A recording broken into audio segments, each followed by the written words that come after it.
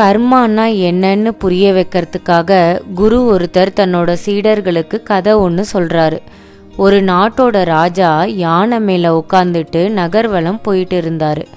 அப்போது ஒரு கடை தெருவில் ஒரு பர்டிகுலர் கடை வந்தப்போ அந்த ராஜா தன்னோட பக்கத்தில் இருந்த மந்திரி கிட்ட சொல்கிறாரு, என்னன்னே தெரியல, ஆனால் இந்த கடைக்காரனை தூக்கிலிட்டு கொல்லணும் போல தோணுதுன்னு சொல்கிறாரு.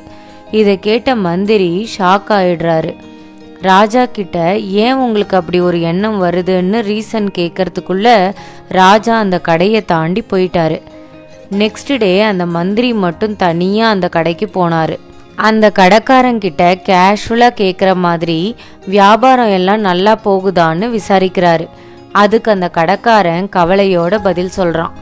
அவன் சந்தனக்கட்டை வியாபாரம் பண்ணுறதா சொல்லி என் கடைக்கு நிறைய பேர் வராங்க, சந்தனக்கட்டையை ஸ்மெல் பண்ணிட்டு நல்ல வாசனையாக இருக்கிறதா சொல்கிறாங்க, ஆனால் யாருமே விலைக்கு வாங்கறதில்லைன்னு ஃபீல் பண்ணுறான். அதுக்கப்புறம் அவன் சொன்னதை கேட்ட மந்திரி ஷாக் ஆயிடுறாரு. அப்படி என்ன சொன்னான்னா, இந்த நாட்டு ராஜா எப்போ இறப்பாரோன்னு இருக்குது, அவர் இறந்தா நிறைய சந்தனக்கட்டை தேவைப்படும், எனக்கு நல்ல வியாபாரம் ஆகி என் கஷ்டமும் தீரும்னு சொல்கிறான். அவன் சொன்னதை கேட்ட மந்திரிக்கு முதல் நாள் ராஜா சொன்னதுக்கான ரீசன் புரிஞ்சுது. இந்த கடைக்காரனோட கெட்ட எண்ணம் தான் ராஜாவோட மனசில் எதிர்மறையான அதிர்வை அவருக்கே தெரியாமல் உண்டாக்கி அப்படி சொல்ல வச்சிருக்குன்னு புரிஞ்சுக்கிறாரு.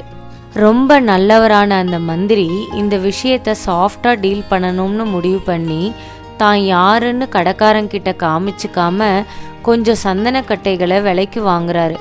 அதுக்கப்புறம் அந்த சந்தனக்கட்டைகளை எடுத்துக்கிட்டு போய் ராஜா கிட்ட கொடுத்து, நேற்று ராஜா சொன்ன அந்த கடைக்காரன் இதை அவருக்கு பரிசாக கொடுத்ததா சொல்கிறாரு.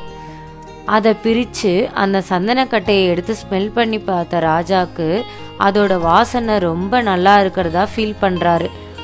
அதை கொடுத்த கடைக்காரனை நினச்சி சந்தோஷப்பட்டார். இந்த கடைக்காரனை போய் கொல்லணும்னு நினச்சோமேன்னு சங்கடப்படுறாரு. அப்புறம் அந்த கடைக்காரனுக்காக சில பொற்காசுகளை கொடுத்து அனுப்புகிறாரு. ராஜா கொடுத்து அனுப்பினதா பொற்காசுகளை கொண்டு வந்து அந்த கடைக்காரங்கிட்ட கொடுக்குறாங்க. அதை வாங்கிக்கிட்ட அந்த கடைக்காரன் அப்படியே ஷாக் ஆயிடுறான். ஏன்னா அந்த பொற்காசுகளால் அவனோட கஷ்டம் எல்லாம் தீர்ந்தது. இப்படிப்பட்ட ஒரு நல்ல ராஜாவை தன்னோட சுயநலத்துக்காக சாகணும்னு நினச்சிட்டோமேன்னு மனசுக்குள்ள ரொம்ப வருத்தப்பட்டுக்கிறான். அதோட அந்த வியாபாரியோட கெட்ட எண்ணமும் மறைஞ்சது. இந்த கதையை சொல்லிட்டு குரு தன்னோட சீடர்கள் கிட்ட கேட்குறாரு, சீடர்களே இப்போ சொல்லுங்க, கர்மானா என்ன, இந்த கதையில இருந்து நீங்க தெரிஞ்சுக்கிட்டதை சொல்லுங்கன்னு கேட்குறாரு. ஒவ்வொரு சீடர்களும் ஒவ்வொரு மாதிரி சொல்றாங்க. கர்மாங்கிறது நம்ம சொல்ற வார்த்தை, நம்மளோட செயல், நம்மளோட கடமைன்னு வெவ்வேறு மாதிரி பதில் சொல்றாங்க. குரு ஸ்ட்ராங்காக தலையை ஆட்டிக்கிட்டே இல்லைன்னு சொல்கிறாரு. அப்புறம் கர்மாங்கிறது நம்மளோட எண்ணங்கள்னு சொல்கிறாரு. நல்ல எண்ணங்களை வளர்த்துக்கிட்டா அது நம்மளையும் நம்மளை சுற்றி இருக்கிறவங்களையும் பாதுகாக்கும். Getting a friend or enemy happens through some karma.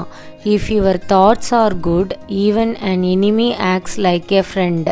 And if your thoughts are not good, even a friend acts like an enemy. Change your thinking, change your life.